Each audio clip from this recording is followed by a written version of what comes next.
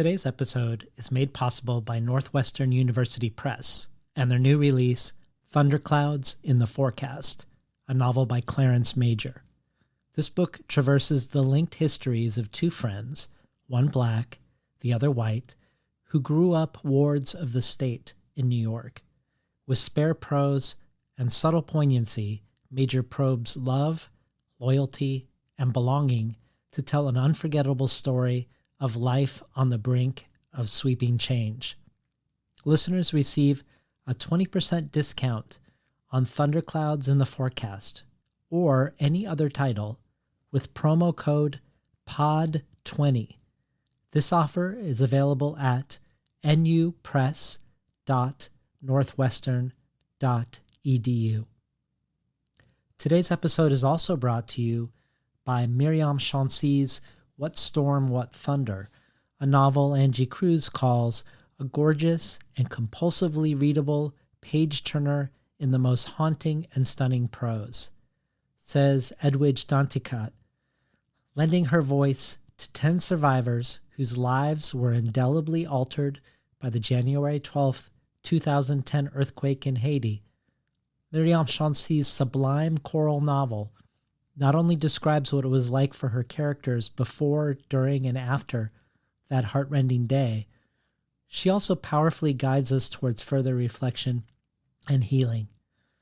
What Storm, What Thunder is out now from Tin House. Today's episode with Percival Everett is long in the making. Every so often I reach out to inquire about a writer that seems like a long shot. And given how few audio interviews there are with Percival Everett over the decades, and his frequently stated aversion to talking about what his work means, or engaging in meaning-making around a work of his once it is published, when I approached Graywolf, I was pleasantly surprised he said yes. That yes led to a series of really great happenings over the early summer. My innocent inquiry on Twitter regarding what everyone's favorite Percival Everett book was turned into quite a debate, with passionate defenses of many very different books by him. And the folks at Graywolf themselves debated which of his books from his back catalog to send me, and one staff member even slipped into the box a non-Graywolf book, God's Country, as his favorite. A book I learned later was edited by Graywolf's Fiona McRae pre-Graywolf, and that Percival followed her to Graywolf, and they've both been there ever since. Percival's two dogs, Harry and Banjo, were in the room, quite well behaved during this conversation, but you may once in a while briefly hear the jingle of one or the other's collars while we talk. Before we begin, I should mention that whether you are a long-time listener or a new one, if you've been considering becoming a listener supporter of the show, now would be a particularly good time to do so, as we are flush with new gifts to offer beyond the things every supporter gets. Everyone who supports the show gets a resource-rich email with each episode, where I talk about the preparation I did, what I discovered, and point people to both what I've referenced in the show, including other interviews, scholarly work, essays, podcasts, and videos, and also suggestions of where to go to explore further. And every listener can participate in the collective brainstorm of who we should invite in the future. One of the main reasons Percival Everett is a guest today. But there are a lot of other possible benefits too. From the bonus audio archive with extra material from everyone from Nikki Finney to Natalie Diaz to Ted Chiang to Padraig Tuma, and the new things, including a poetry consultation with New York Times poetry columnist and writer Elisa Gabbert, asking writerly questions to poet Kava Akbar and receiving a personalized video from him, a wide variety of collectibles sent from Ireland by A Ghost in the Throat author Darren Negrifa, and some great signed book bundles of the novels, memoirs, and anthologies by Matilda Bernstein Sycamore. This only scratches the surface, but regardless of all of this, perhaps you simply find these conversations useful for your own art-making practice, or a meaningful way to stay connected to the world of writing and reading. And you want to raise the number of listeners who are also supporters from the 3 to 4% mark closer to 5. If you want to learn more, head over to patreon.com/betweenthecovers to check it all out. And in the meantime, here is the much anticipated and much asked for episode with none other than Percival Everett.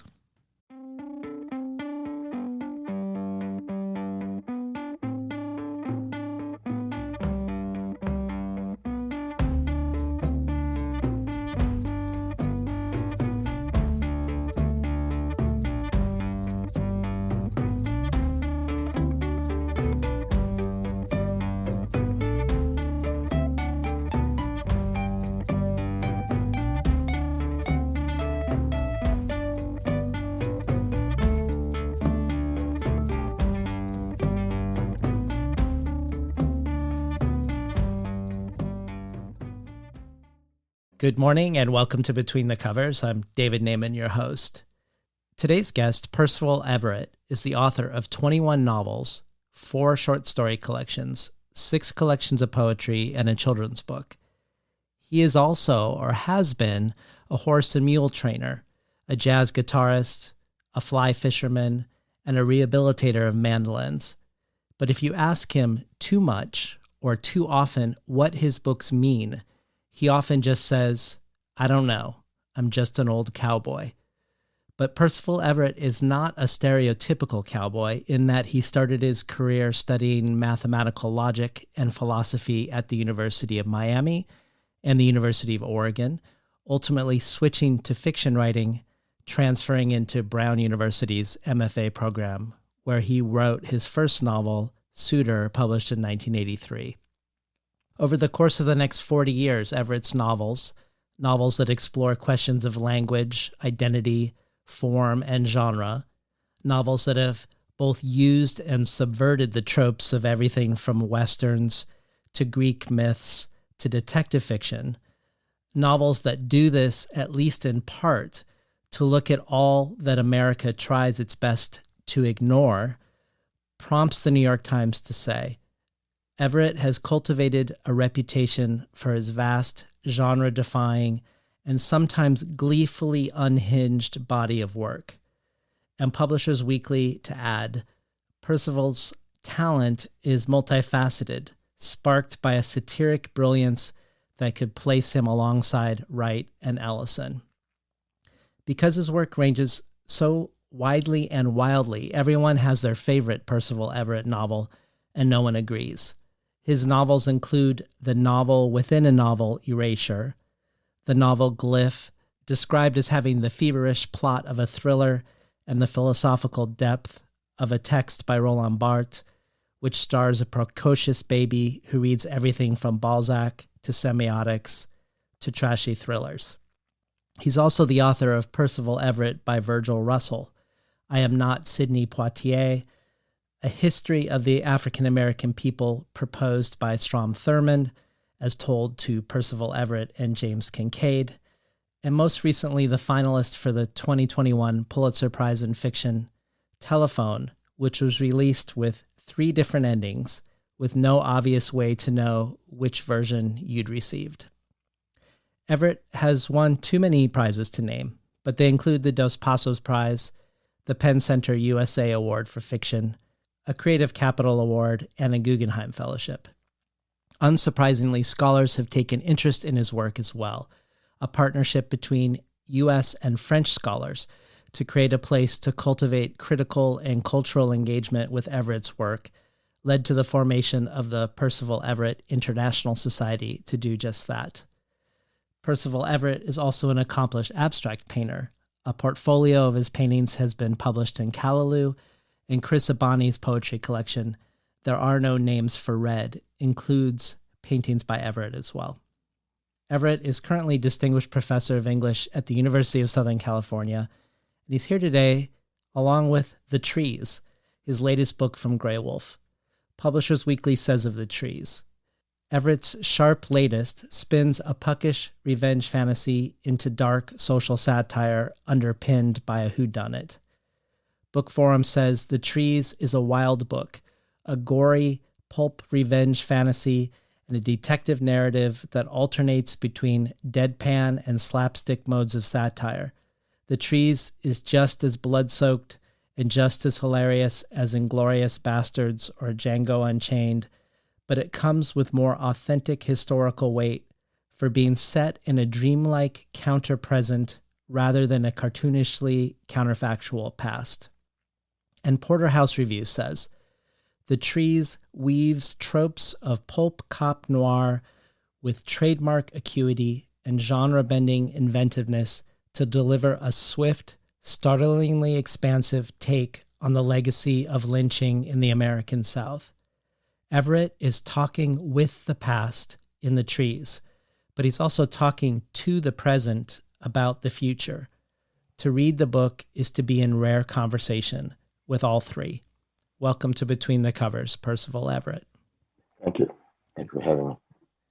So over the years, you've cited a very eclectic list of influences and inspirations from Mark Twain, Groucho Marx, Chester Himes, and Jackson Pollock, to Antonioni, Lawrence Stern, Lewis Carroll, and Ralph Ellison. So I was thinking before we talk about The Trees, I did want to start in a more abstract and general place with you about your work more broadly, and then see if we can connect it to this specific book. One writer you speak about as an influence that I'm particularly curious about is Gertrude Stein, because whereas The Trees could be imagined as a strange alchemy between Chester Himes, Groucho Marx, Mark Twain, and Ralph Ellison, no one is going to pick up The Trees and think of Gertrude Stein. And yet in your talk about her, you say the question isn't how you were influenced by her, but how weren't you influenced by her? And interestingly, that she has influenced you regarding plot. So talk to us about Gertrude Stein's influence in relationship to your novels. Well, first of all, I admire her intelligence. You know, I often say of drivers, they're aggressively ignorant. Well, what I love is that Stein is aggressively intelligent, and it's clear in all of her play. And that's the most important part of her work for me is this freedom with language, at once having control, but understanding that language can get loose and ought to get loose. You've stressed in talking about her that her writing is not, as some people think, automatic writing, that it's actually very constructed. And you've also mentioned that play and structure can have as much meaning for you as story and content. Could you elaborate on that a little bit? I'll try.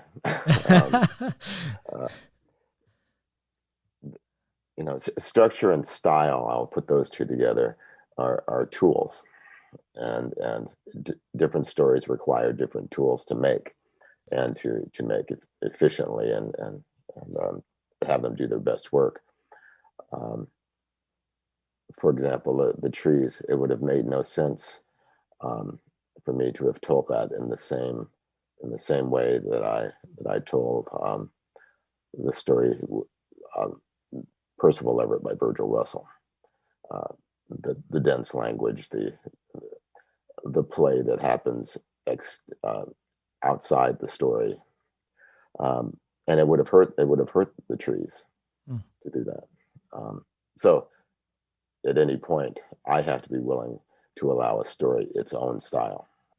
And in allowing its own style, that becomes part of the meaning. Yes, and you mentioned the horses, and it's like a horse. You don't ask a horse to do something it cannot do. Yeah, and probably even more so a mule. Yes, because if you let the mule do what it wants to do, it will never do what you want it to. Well, in many places you've recounted how when you were studying logic and philosophy, and more specifically Wittgenstein, you were studying something called ordinary language philosophy, where you had to write out scenes where people, without using the jargon of philosophy, would nevertheless enact and work out philosophical concepts. and that you came to realize that writing fiction was a better vehicle for you to engage with philosophy than philosophy.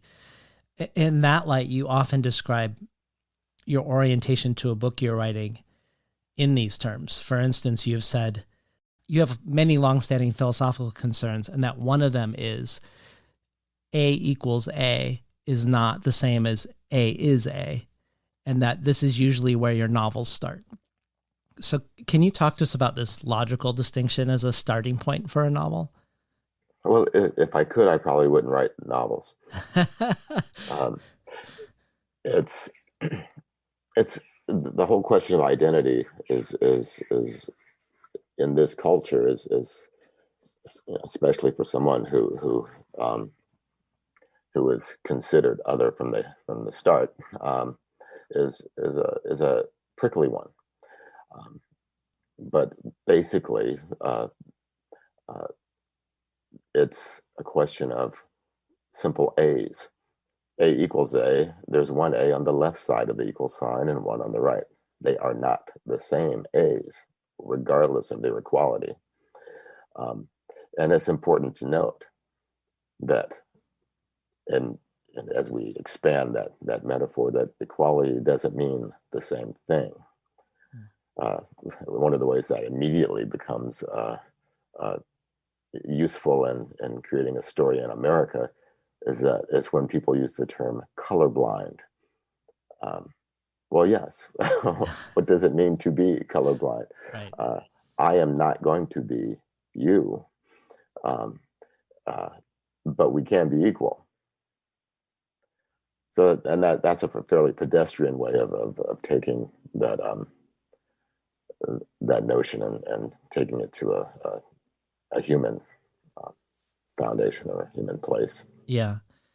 Well, you've talked about something similar to A equals A versus A is A in your book, Percival Everett by Virgil Russell, which is divided into three sections, one named after the evening star, one after the morning star, and one after the planet Venus, all of which are the same thing, the same celestial body, but are also very different things. And you've said that this is what drives your work, this notion of logic and identity. And I don't know if this is a very easy question or a hard one, but thinking of Gertrude Stein and how play and structure can create meaning as much as story, and thinking of this distinction in logic between three ways of seeing the same thing, that in each iteration is also a different thing. I was hoping you could take us into the trees and how these influences are manifest there, because on the one hand, while I totally get that you are more compelled by language and logic and play than plot, I think you also frequently and regularly undersell your abilities as a storyteller. Not only is erasure a formal marvel, but both the novel within the novel, written in an entirely different syntax than the novel as a whole, and the novel as a whole succeed on the level of storytelling. And here with the trees, we have a possibly supernatural mystery and political thriller that is both comic and vengeful and abounds in plot. So where do you see Stein and A equals A come to play, or serve as a generative place when it comes to the latest novel by you? Well, in order to apply it in some way, I have to forget that I'm working unconsciously most of the time when these things. When I go to work, I stop thinking about the philosophical things that drive me. I don't want them to show up. Though, as you talked about Frege's puzzle of sense and reference, the morning star, evening star, and Venus, I realized that even then I had been working on my novel Telephone, with the three versions, which are the same novel. But with the trees, I would say that I'm the last person to ask how these things tie together. Again, a fairly obvious place is in the listing of names. The list could be in any order. The names carry no significantly different weight. And and it would change nothing to invert the list completely and turn it inside out. Those names are all equal, but they are not all the same. Mm. Each one has an individual and significant and important life of its own. Well, let's take a little sidestep from the book for a second before we go into the actual story, because you mentioned that you're the last person to ask, and I wanted to. I know this is an important notion for you, that the reader constructs the meaning of the books, and that the author may be the last person to ask about the meaning of the book. But tell us a little bit about being a teacher in this regard, because I know you said that you don't believe in craft. And also I think you've taught a class, maybe it was at Breadloaf, called anti-craft. And so how do you position yourself as somebody, because I can imagine somebody not believing in craft as the writer, but then how do you position yourself in a writing class? And what would an anti-craft class look like? Well, first of all, we can cover all the issues of craft pretty quickly. The setting, where does it happen? There you go. Character, who does it happen to? Right. They've got to say something to each other, so that covers dialogue. My job when I go into the classroom is to disabuse my students of the belief that there is a right way to do it. Unlike many forms of poetry where there are all sorts of rules, there are none in fiction. We can sit down and try to follow those draconian laws of making a villanelle. And if we get one wrong, someone will say, that's not a villanelle. If I give you 12 pages of fiction, I don't care what we find wrong. I have no way to tell you that this is not a story. Right.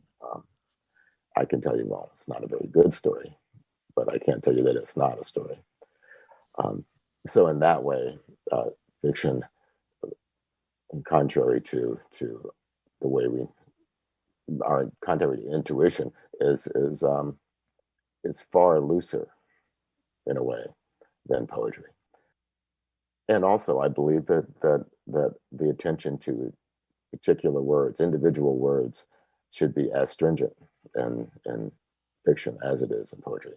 That allows the fiction to achieve as much meaning as it can. Not the meaning I insist on, because that would be insane, but some meaning. Yeah. And so would the notion of an anti-craft workshop be one that sort of removes the guardrails of what somebody's preconceived notion of what fiction is? Yes, and it's short. Yeah.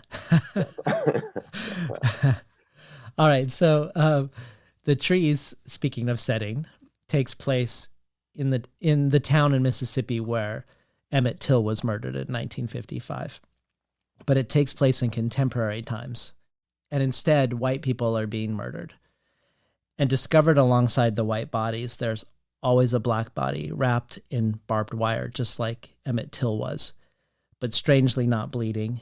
And in his outstretched hand are the testicles of the white person just killed. It sounds bad when you say it. It does sound bad. Not bad as in poorly written, but terrible scenario. Every time this black body is brought to the morgue, it mysteriously disappears. And at the next murder of the next white person, it is found there again with yet another pair of white testicles in its hand. A lot of people have compared this element of the book to some of Tarantino's films, particularly my favorite, Inglourious Bastards, which similarly inverts the world so that the Jews are bringing down vengeance on the Nazis. In other places, in other books, and in other interviews, you've very much tried to dispel reductive stereotypes about the South, particularly because they are often used by Northerners to not look at themselves.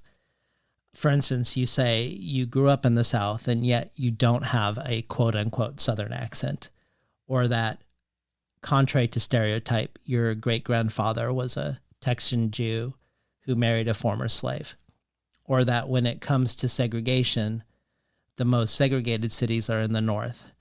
And I looked this up, and currently 4 of the top 5 most segregated cities are Chicago, Detroit, Milwaukee, and Newark.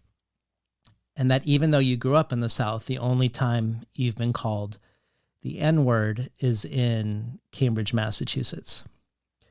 But in this book, it seems like instead of complicating or troubling the stereotype of the white Southerner, you amplify it.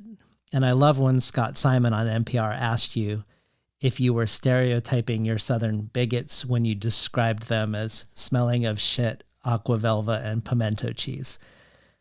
But thinking now again of A equals A not being the same as A is A, but not in terms of math and logic, but in terms of identity, talk to us about this decision here in the trees to amplify and caricature. Well, one reason I did it is because of this American impulse to scapegoat other parts of the country for bad behavior. And I just wanted to see whether the reception of the book would have people underscore the fact that these characters are Southern rather than American. And as the novel progresses, we understand that the crimes have happened all over the United States. In fact, I just read recently that the only recorded lynching in Canada, the only one, it was 1884, a native man named Louis Sam, and he was lynched by an American mob that crossed the border to get him. Wow. So this is an American thing. There were obviously lynchings in Europe and in the British Isles, but it's really an American thing, and not a Southern American thing. And I wasn't looking to be fair in this novel at all to anyone. Yeah. When you say you were curious whether people would underscore the Southernness, do you feel like that has happened, that people are pointing out the Southernness? Yeah. So I was actually, I don't read reviews generally, but someone called attention to New York Times review, which said new Southern fiction, and I found that remarkable. This is an American story, and to say that it's Southern is to make it less American and to station somebody below someone else. Yeah.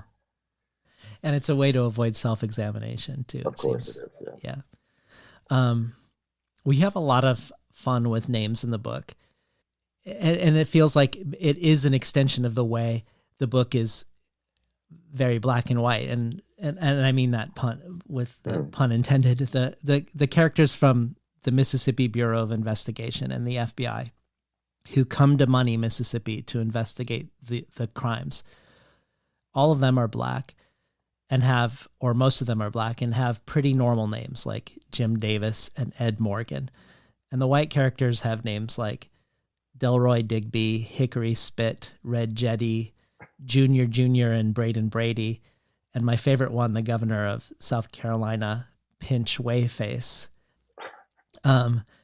But when I think of naming and classification and identity, things that you're engaging with in many of your books, how even when you wrote books yourself about Greek mythology, you would still find them in African-American studies section of the bookstore simply because you were a black writer. Or reviewers who, even when your book wasn't about race, would need to end the review with a by the way, the author is black. Or the ways you explore the literary marketplace, one that remains overwhelmingly controlled by white publishers and editors who consider only certain types of books by black people as marketable. And you mock this, you give them, and you also mock this sort of book in the novel, the Erasure, with the novel within the novel. And you've talked about how this was, at least with Erasure, this was at least partially inspired by how you think Richard Wright crassly was giving the white marketplace what it most wanted to read about Black people. I guess my question is whether you think nuance as writing strategy on the one hand, for instance, giving us Black protagonists that don't fit the stereotype, whether they are abstract painters or philosophers or scientists, and on the other hand, using an exaggerated lack of nuance, where in the trees, the only characters who are competent, self-reflective, and kind are the Black characters. If perhaps both strategies really point at the same problem, if writing a book that is very black and white in this way is just another approach to investigating the same trap of identity. I guess I was curious if you could just talk about naming in that light. Oh, the naming is just, I'm having fun. I hope the names do some work, but it's I've got to have some fun too, right? and I have to. My favorite name is Red Jetty. Red Jetty. Yes, jetty being a neck, and that set everything off. Then the names just started rolling to me. I'm glad you like Pinch Wayface. Yes, I think Pinch Wayface is a high is a high point in the nomenclature. But do you have a sense of like this the polarization? It seems like very conscious polarization of the way you characterize along the lines of race in the book. It seems very intentional. Yeah, well, it is, and it's. I'll give you a very brief example of what can happen to one to a Black person in this culture, and it's. I'll give you two examples. The first one is from Chester Himes' novel "If He Hollers, Let Him Go," where our main character is crossing the street, having a pleasant day, and a white man in a car that's stopped at a light stares at him with this deep-seated hatred that can only be because he's Black, and he's there, and reminds him of the world that he lives in, and so that one glare ruins his day, and he's been otherwise happy. Likewise, I was once walking through an antique mall off the side of taking a road trip, and went into one and came around a corner, and it was a beautiful day, and I was having a nice time. And as I came around the corner, there was a huge pyramid of Aunt Jemima cookie jars set next to these offensive sculptures of Black boys eating watermelon. And I was slapped in the face by this American, and this is in Niles, Michigan, by the fact that this is where I live. White people don't experience that in this culture, and this is my version of that. Could we hear a little bit of the prose? I was thinking we could read the one long paragraph that opens chapter 95. Okay, cool. FBI Supervisory Special Agent of the Southeast Regional Office, Ajax Kinney, disembarked from a commercial flight at the Hessler Noble Field just north of Hattiesburg. He was met by several other agents arriving from offices in Chicago, Dallas, and D.C. The agent from Dallas was a man named Hickory Spit, a legend in the Bureau only because he was the oldest active agent in the Justice Department history. Born in 1934, he was just shy of 85. He was the only man currently in the FBI who had actually worked under J. Edgar Hoover. A Texan by birth, he was famous for leading the FBI efforts to discredit Martin Luther King, having once penned a letter to King suggesting that he commit suicide. He was there with the others, wearing his Stetson, cowboy boots, and pearl-handled sidearm, because he was the only member of the force who had actually witnessed a lynching. He was there also because it had been so ordered by the President of the United States, who considered him an American hero.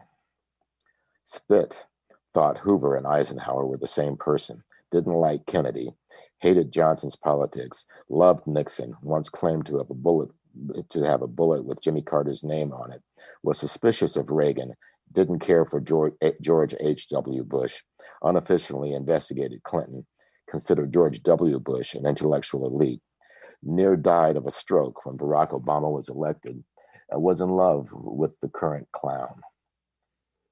He still had a badge and a gun, but could hardly wipe his own ass. He smelled of shit, aqua velva, and pimento cheese. He had one living relative, a son he had sexually abused, and who now hated him from another country.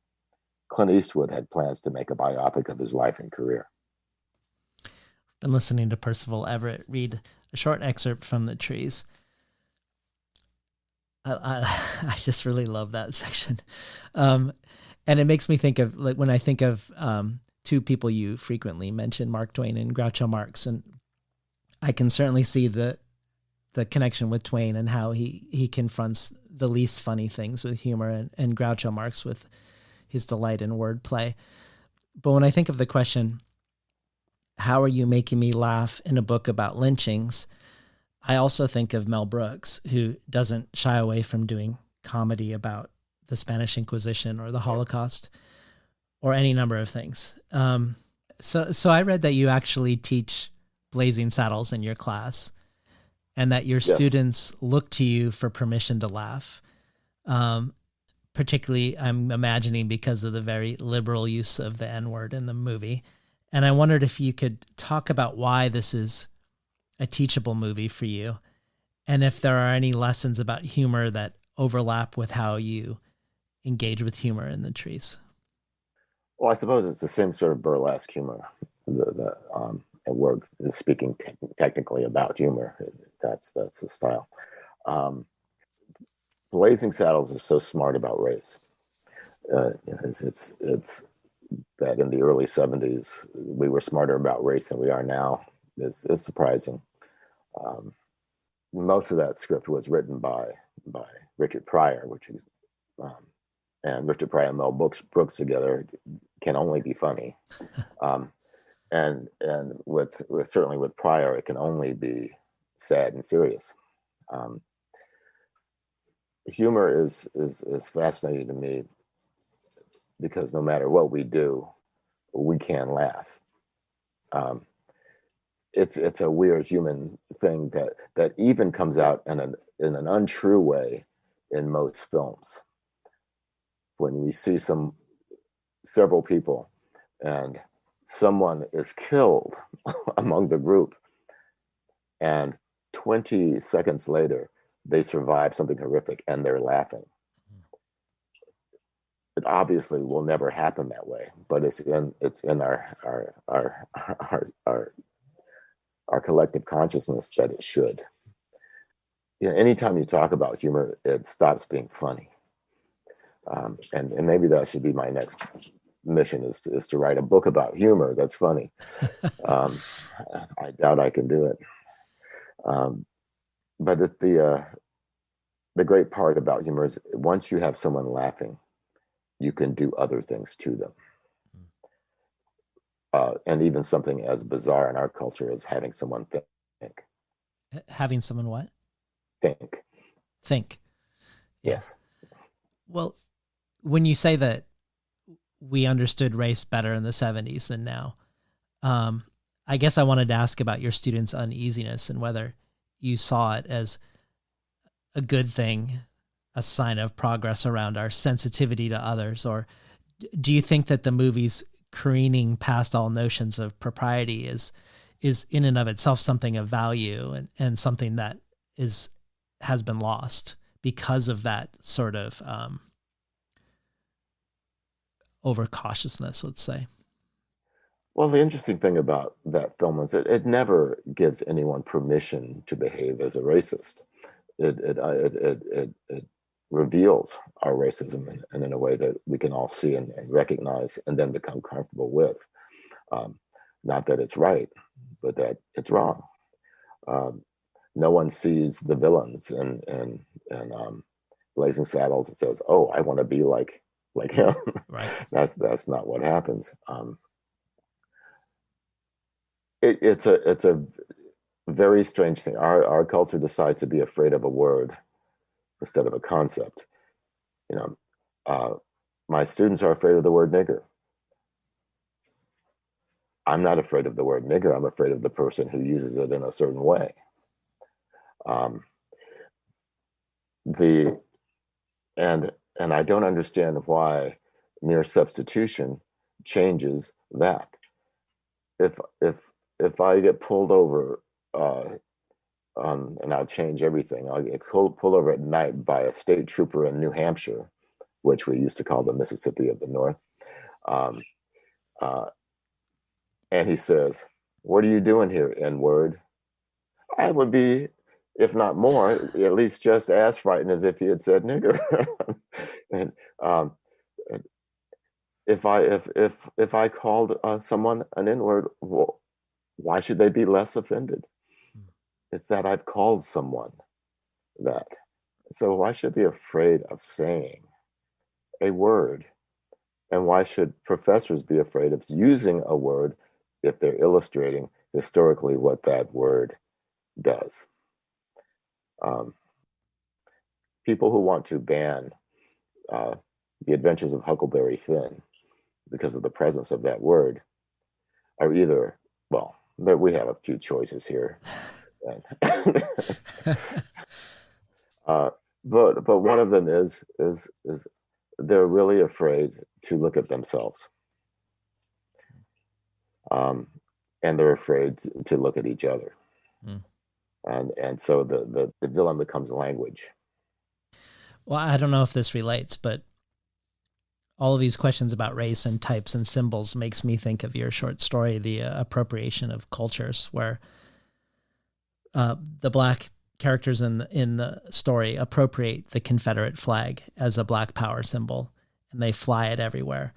And it also makes me think about the time you were asked to address the South Carolina state government at the state capitol on the subject of art, where you said you began to talk and to tell them that you were there to speak about art, but that art and politics were inextricably bound together, and that the flag as a symbol of exclusion was unacceptable. And then you walked out. But you've since said that you actually don't want people to stop flying the flag, that the flag tells us very loud and very clearly who the people flying it are. And somehow this feels connected to this Blazing Saddles question of whether it should be said and visible, and if not saying it but still thinking it is better or not. But I'm also curious if you feel that same way now that the ugliest of the American id is flying the flag, defending the statues, shamelessly, being completely transparent about who they are in the public square. Well, the example I always use is when I come to a minefield, I really appreciate a big sign on the edge of it that says mines. Yes. Well, the reason I ask if your feelings about the flag have changed once again is because Trump is in the book as a character. And I want to talk about him, but similarly to the trees as a whole, I want to step back first and ask a question more abstractly about nonsense. The more exuberant, unbridled aspects of your and Brooks' work, the thread that runs through it, which feels like sort of a Dionysian linguistic zaniness, isn't itself nonsensical in your work, but sometimes it's working against sense or good sense. And I know you're also interested in actual nonsense, and that nonsense is part of what attracts you to Gertrude Stein and to Lewis Carroll. You even have a character in I Am Not Sidney Poitier named Percival Everett, who teaches a course called The Philosophy of Nonsense. And I've only had one guest in the 11 years I've been doing this who I've had a conversation about nonsense with, and that was with the writer Jesse Ball. And in an essay of his, he said, there's a misunderstanding about what nonsensical things are. The idea that they're just funny and that's the beginning and the end of it. Nonsense is not sense. It operates at the edge of sense. It teems with sense. At the same time, it resists any kind of universal understanding. And I wondered if you agree with Jesse Ball here, and also whether you feel like nonsense bears any relationship to a book like the Trees. I do agree with his statement about nonsense. Nonsense reveals more about us than it does about itself. Nonsense has to adhere more rigidly to the rules of syntax than sense does in order to operate. We're tricked into believing that there is sense there. It's a lot like fly fishing. When you really look at some of the flies, they don't look anything like the aquatic insects that they. In fact, some of them are kind of funny when you look at them. But when seen from under the water, in the context, with the rules in place, with the stream running, with the light reflecting off the water, it looks like it should be tasty. And so the same with nonsense. It sounds like it should make sense. And so we search for the sense. What I love is there's no sense to be found, but we continue looking for it. I think that's a great exercise for any human being. And there's a distinction to be made between nonsense and gibberish. If I just pound on the keyboard of my typewriter, how old am I? Typewriter. If I pound on the keyboard of my whatever you call these machines now, and that's gibberish. Those are just letters. They don't mean anything. Nonsense does mean something, just that no one can say what it means. I love that idea. Well, as an aside around that, I was curious if you were ever attracted to the writers in the Oulipo movement, not only because they are playful and sometimes nonsensical, but also when they were founded, it was half writers and half logicians and mathematicians. Are you attracted to that at all, to Oulipian techniques or constraints as a way to generate? Sometimes there's a difference in just having fun and the employment of nonsense in a way to have an effect. And I'm more interested in the latter. Well, let's take this question of nonsense and bring it around to Trump. Many of your bios in your books have been moderately informative in the past. Your poetry collections even say that you have been a fly fisherman for 30 years. But recently with this book, your bio in some places is 2 lines. Percival Everett is author to more than 30 books. He voted for Joe Biden. And your interviewer in the White Review asked you, I thought, a really great question that connects us to Trump. When nonsense has been weaponized, what is the artistic response? In other words, if the culture celebrates ignorance, creates and lives within fake realities with fake news sources, if the language has devolved into a parody of itself, and reality is itself exaggerated, absurd, and surreal, what happens to satire?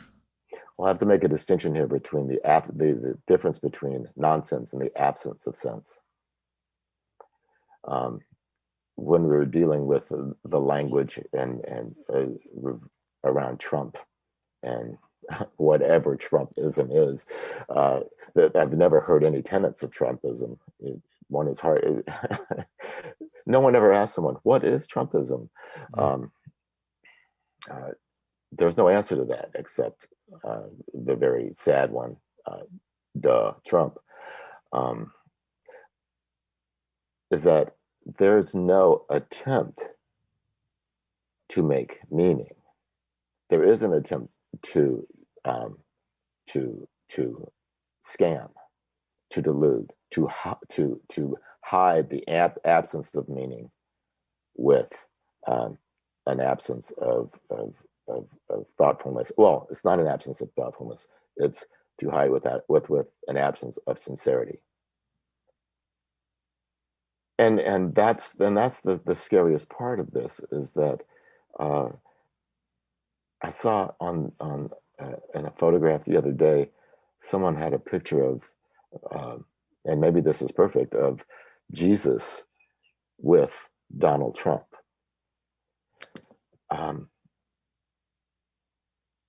If religion is that important to you, this is on the side of a van. If religion is that important to you that you have Jesus on your van, will you associate your God with someone who behaves in this way in the world? That makes no sense to me. Mm-hmm. That's not nonsense. That's an absence of sense. So it's a bad juxtaposition to put a Trump speech and the Jabberwocky together. No, because it required work to make Jabberwocky. It required imagination to make Jabberwocky. Yes. It wasn't an attempt to say nothing. It was an attempt to say something that would make people look for something. Yeah. No, that seems a super vital distinction. Well, I want to move us to a significant and countervailing aspect of the book, one that many have called elegiac in tone. And that is the story and activities of the 105-year-old root doctor Mama Z. But before we do, as a transition, I just want to read something from the Porterhouse Review by Sam Downes that connects these two elements, the comic and burlesque and the elegiac and serious. He said, "At the heart of the trees is an elegant sleight of hand, appearing at first dedicated to the tropes implied by its thriller billing and familiar caricature of the white rural South. The novel swiftly departs from the constraints of genre to suggest that Everett's portrayal of the rural white South is less exaggerated than it initially seems. In short order, the ostensibly comically drawn Reverend Dr. Fondle and Deputy Delroy Digby reveal themselves to be both ignoramuses and genuine everyday perpetrators of racial violence. The hapless remains of the local branch of the Klan is nonetheless reinvigorated when white bodies start piling up. It sinks in quickly that the residents of money don't need any authorial assistance in presenting themselves as the kind of caricatures populating conventional narratives. In what came for this reader as a rush of recognition, not unlike spotting an animal hidden in plain sight, the seemingly exaggerated gestures of genre reveal themselves to be less a part of the lens mechanics of the trees as features of the environment being photographed. White money, in other words, is a cliche of its own making." And I guess I had a similar experience to Sam. I even thought at the beginning that Money, Mississippi was a made-up name as part of your caricature at first. But not only is it a real town where Emmett Till was murdered, you suggest the town is wrapped up in its own caricature when you say the town is named in the persistent tradition of irony with the attendant tradition of nescience, the name becoming slightly sad, a marker of self-conscious ignorance that might as well be embraced because, let's face it, it isn't going anywhere. So I was hoping maybe you could just introduce us a little bit to the character of Mama Z, who embodies this other part of the book, a book that feels quite far from satire. Can you speak to us about this 105-year-old root doctor and your inspirations for her? She is a 105-year-old black woman whose own father was lynched. She's not based on any particular person, but an amalgam of many people who lived through the years where that was a significant fear when one went outside. But what she has done in the novel is she has compiled dossier on every lynching in the United States. So she has a room filled with file cabinets filled with dossiers. And each one has a name. And that's what was important to me. So in compiling the names of everyone who have been lynched since the day she was born, she has the file cabinet after file cabinet and invites a professor to come down and look through it. And he starts writing out the names by hand, one by one. And you've said that you did the same. Yes. And the longest chapter in the trees is just this list of names. Not comprehensive, but even the list is 10 pages long that you include in the trees. It reminded me a little bit of the ending of Claudia Rankine's Citizen. And when I interviewed her in 2014 with the first edition, there was just a handful of names at the end of people who, unarmed Black people who had been killed by the police. But with each edition, she added the names that had of other people who'd been killed since the previous edition. So much so that it felt like it was overtaking the proportions of the other chapters in the book. And similarly here, it feels like it's an extremely powerful chapter just with these names, abandoning the narrative.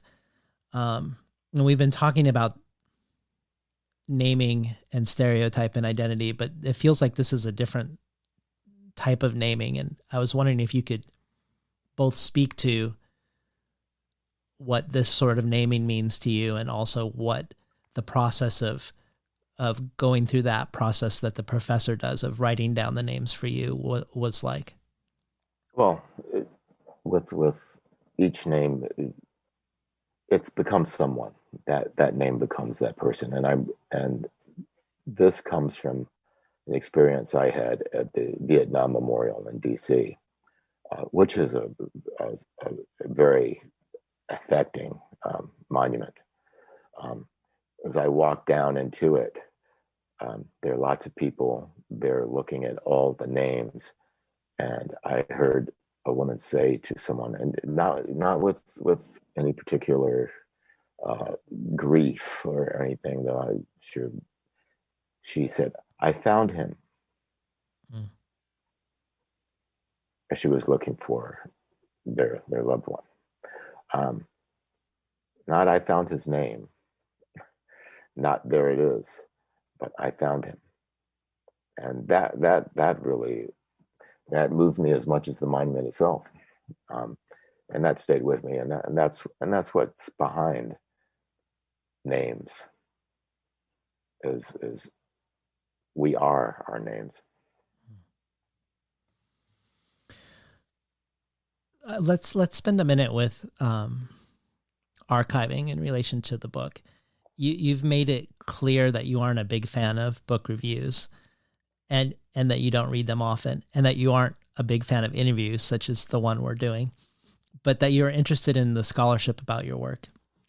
And I read an interesting piece of scholarship called "There is No Magic Here, Saidiya Hartman, Percival Everett's Zulus and Slavery's Archives," that suggested that what Saidiya Hartman's nonfiction does around the archive can also be found predating her in your novel Zulus. And they quote from Hartman's "The Positions of the Unthought," where she says, "What I was trying to do as a cultural historian was to narrate a certain impossibility, to illuminate those practices that speak to the limits of the most available narratives, to explain the position of the enslaved. On the one hand, the slave is the foundation of the national order, and on the other, the slave occupies the position of the unthought. So what does it mean to try to bring that position into view without making it a locus of positive value or without trying to fill in the void? Somehow that felt connected to me to the naming in the book also. But also when I abstract this notion of the unthought from its context and political situation, I also think of you saying that Stein focuses on not content and not feeling, and thus the intellectual pursuit of art making. But I was curious if this quote from Hartman about the archive, if that sparks any thoughts in you. Well, certainly. I mean, one of the things that gets taken away from slaves right away is their humanity by being renamed. I've often thought about Ellis Island in that way. We perhaps giving people a gift of a home, but to take their names is to pay a price as one enters this American experience. Yeah. Yeah, all I can say is that it makes sense to me, and I think that's probably true, basically. What would be interesting would be to explore different cultures thinking about names, which I haven't done. But as we sit here speaking, that's what occurs to me. There are even the actual citizens of this continent often have naming ceremonies, which we don't have. I suppose even in Christianity, there are the christenings are perhaps naming ceremonies.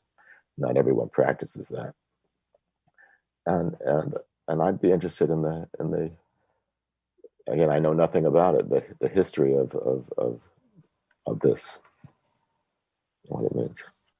Well, if it feels like with Mama Z's archive, the one that she's assembled since she was of all the lynchings and unarmed killings since she was born 105 years previously, is where the black and white binary breaks down in the book. Then the names of the lynched are predominantly black people who've been lynched, but they also include Matthew Shepard and Leo Frank and a large number of Chinese names, and in particular Chinese and Chinese American workers who were lynched in America. These victims, they figure prominently in the book ultimately, and it drove me to do research to learn about the Chinese massacre of 1871, when a mob of white and Hispanic people entered Los Angeles' Chinatown and murdered 19 Chinese immigrants, 15 who were lynched, which some have described as the largest mass lynching. But like with Emmett Till, where even though the acquitted murderers of Till confessed that they did it in a magazine interview within a year of the murder, they weren't retried due to rules of double jeopardy. The 8 people who were convicted in the Chinese massacre were freed on technicalities. And I guess my research as a reader made me wonder about your research as a writer. You said that one of the things that you most like about a new novel is that you get to study new things that have included geomorphology and hydrology and watershed and watching and rewatching all the films of Sidney Poitier.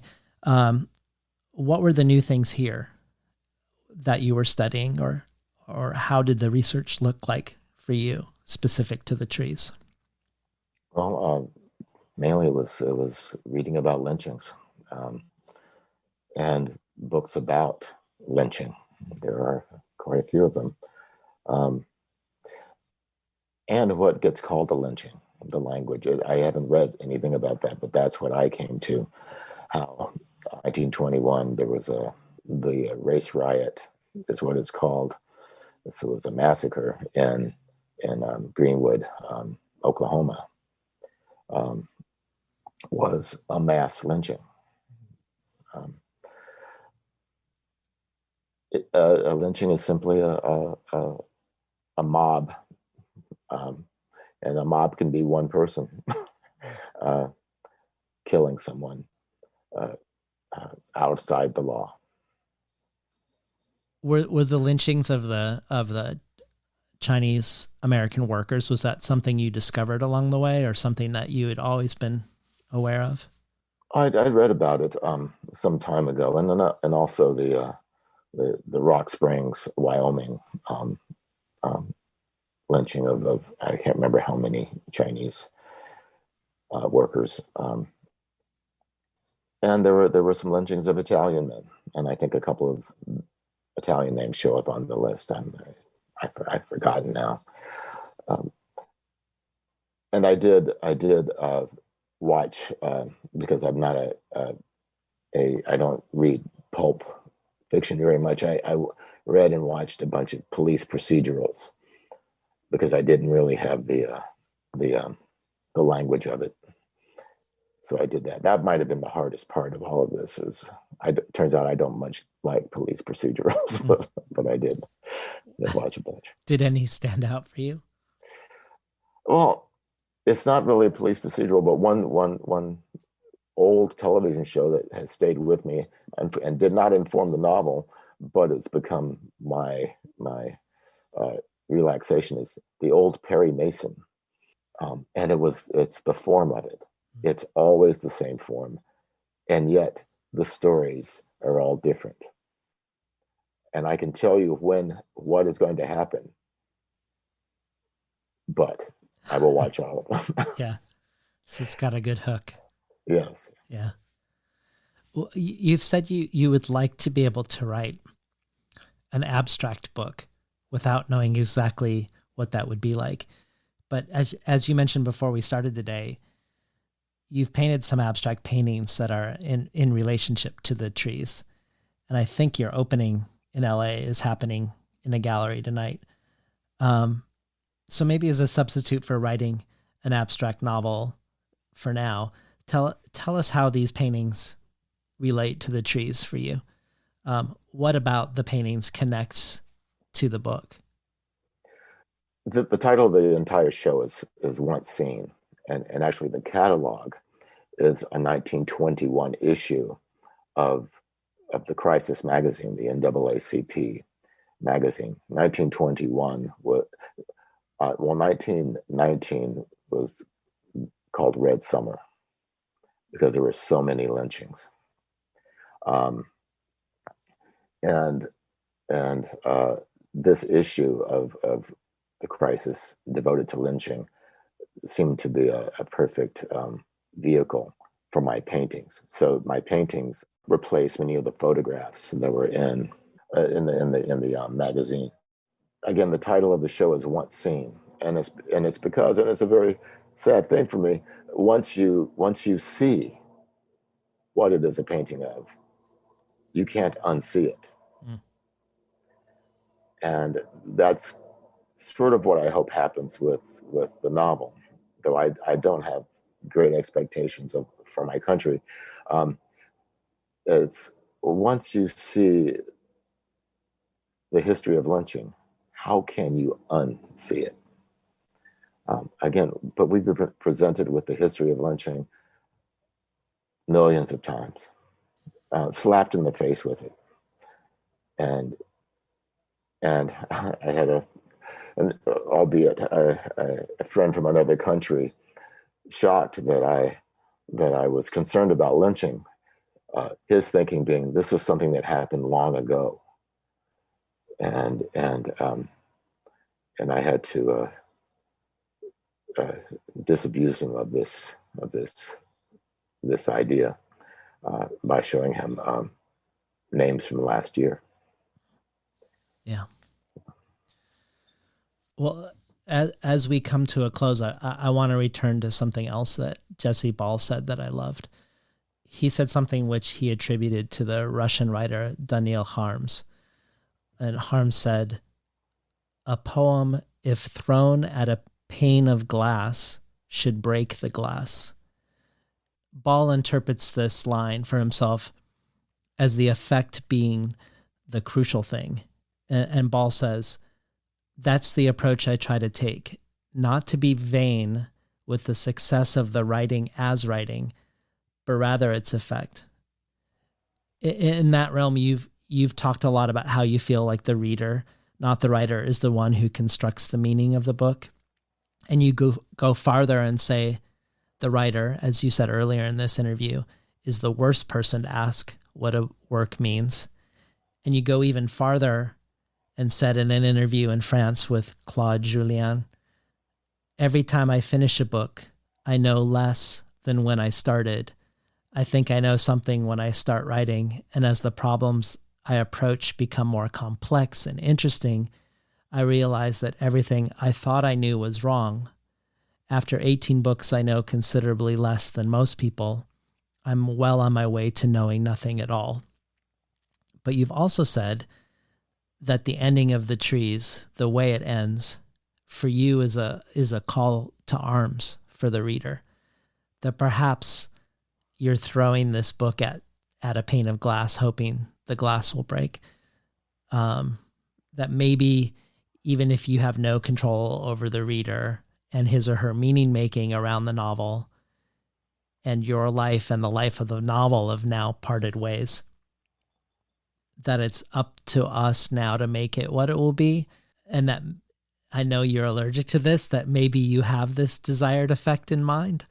Is that fair to say that the call to arms at the end, or what you've called that, maybe the throwing of the poem at the glass?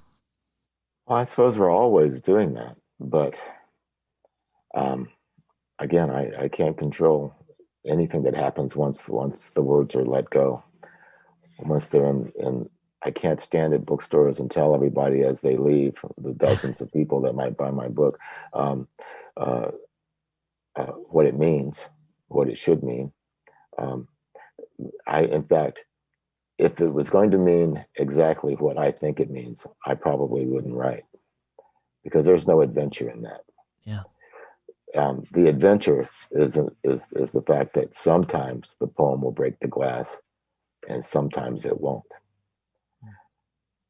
That's the real thing I want to understand. The mere fact that I choose to write fiction to make a living is ample evidence that I'm mentally deficient and that you shouldn't listen to anything about the world I say. On the other hand, I have a way of seeing the world that might change the way someone views it, or calcify. Who knows? Yeah. That's thrilling. Well, thank you for being here today, Percival. Thank you. It's a nice talk. We've been talking today to Percival Everett about his latest book, From Graywolf, The Trees. You've been listening to Between the Covers. I'm David Naiman, your host.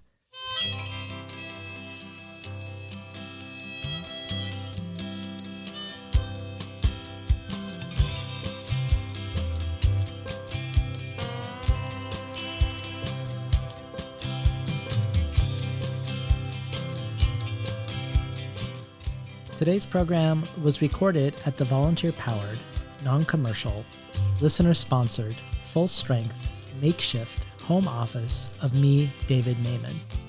If you enjoyed today's program, consider supporting the fundraising campaign to get Between the Covers on solid footing going into 2022 at patreon.com/betweenthecovers, where you can learn about the bonus audio archive, extra material from everyone from Kaba Akbar to Padre Gotuma to Jory Graham to Richard Powers, or get collectible work from everyone from Ursula K. Le Guin to Nikki Finney to Darren Negrifa, or become an early reader at Tin House, receiving 12 books over the course of the year, months before they're available to the general public. Again, this and much more can be found at patreon.com/betweenthecovers. Or, if you prefer a one-time donation, you can do so via PayPal at tinhouse.com/support. I'd like to thank the Tin House team, Elizabeth DeMeo and Elisa Ogie in the book division, Jacob Valla in the art department, Becky Kramer in publicity, and Lance Cleland, the director of the unmatchable Summer and Winter Tin House Writers Workshops. Finally, I'd like to thank Imre Lodbrog and Barbara Browning for creating the outro. Their album Imre Lodbrog e Sapatita Mi can be found on iTunes, and Barbara Browning's trove of ukulele covers can be found at soundcloud.com/Barbara Browning.